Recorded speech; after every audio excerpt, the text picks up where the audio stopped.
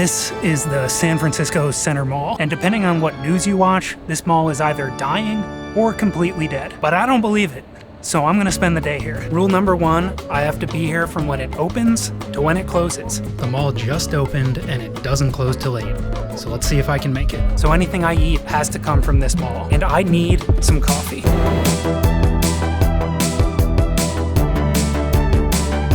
Morning, how you doing? Good, how are you? Just black. Thank you. All right, now we can try and have a productive day. It's 11:30, which means I've got 8.5 hours left. The claim that this mall is dead is hard to understand because there is both an Auntie Annie's and a Wetzel's Pretzels here in the same mall. And you better believe I'm gonna find out which one is better. Next rule, don't get kicked out, which shouldn't be too hard because I am pretty well behaved. But there is security everywhere. This is obviously the coolest thing I've seen so far, but there is nobody up here.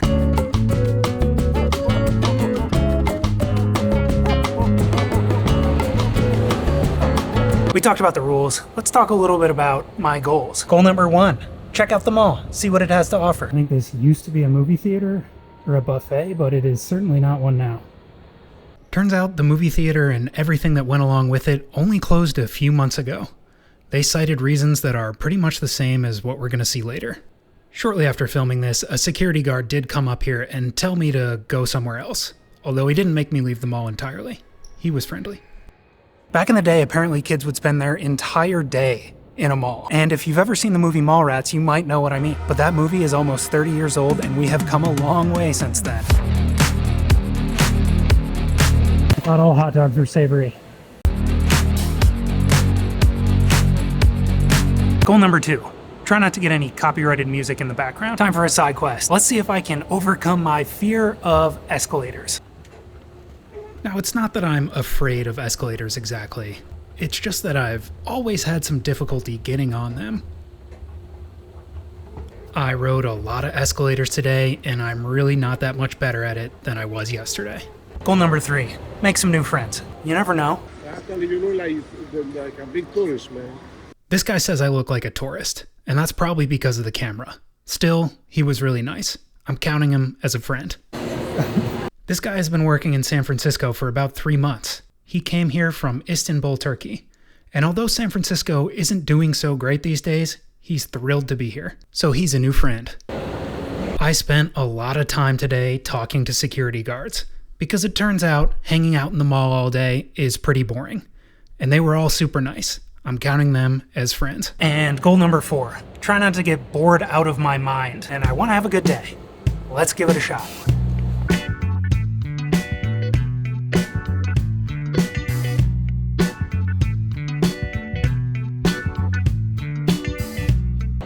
To combat the boredom, I spent a bunch of time editing this video.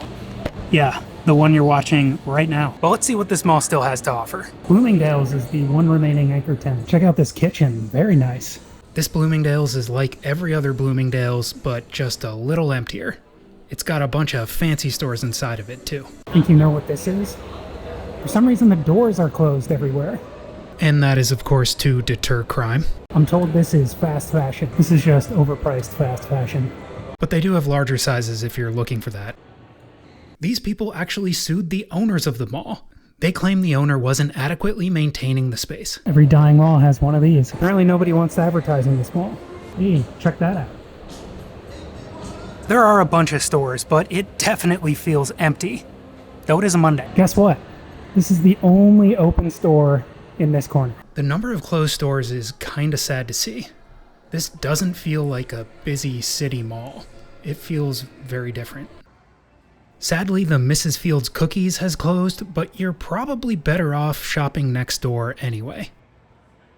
This store just closed a couple weeks ago, but nearby, this store will be opening in 2022, which is of course in the past. A lot of people go to malls to shop, but I hate shopping, so I am not doing that.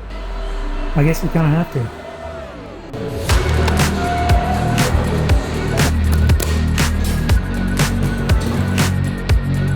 I want to be up there, but I don't know how to get there. Dead end here. Apparently, it's closed for good. Confirmed. It's been closed since COVID. There's no way to get up there. And even though there are signs saying you can, it's been there since this mall changed from Westfield to San Francisco Center. And I want to figure out why that happened. But before we get there, the moment you've all been waiting for. Do you have the cinnamon sugar pretzels? I just dip this one, make it with cinnamon. Perfect. That's fine? That's perfect. Thank you so much.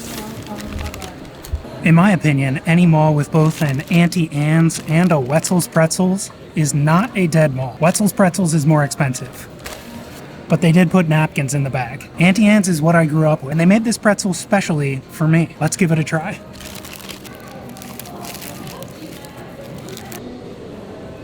I went with cinnamon sugar for both pretzels, obviously. This is delicious. It is sugary, cinnamony, a little tough. Gonna use my Wetzel's Pretzels napkin. Let's give this one a try. This is exactly the same. I'm perplexed, honestly. These taste identical. This one is a tie. Cover anything in enough butter and sugar, and I guess it all starts to taste the same. I feel terrible now. Side quest. Find out why this place isn't called Westfield Mall anymore. Update, they took down the Westfield sign a long time ago. Westfield was the owner, but after the pandemic, tourism never quite recovered. Foot traffic and sales are still way down. Nordstrom was the top half of this mall, and now it's closed. And many other stores have shut down. The Shake Shack is doing great though. It feels like roughly half of the place is empty. The mayor, London Breed, says that this could be turned into a soccer stadium, but she's probably not going to be the mayor for much longer. There's a documentary called Jasper Mall about a mall that's struggling to stay open in Alabama. San Francisco and Jasper are very different, and so are the reasons that these malls are struggling. But make no mistake, the outcome is exactly the same. I found this spot, which used to be a restaurant of some sort. You can tell this was the waiting area based on the Velcro that was on these seats before. So far I have spent a bunch of time here just posted up reading.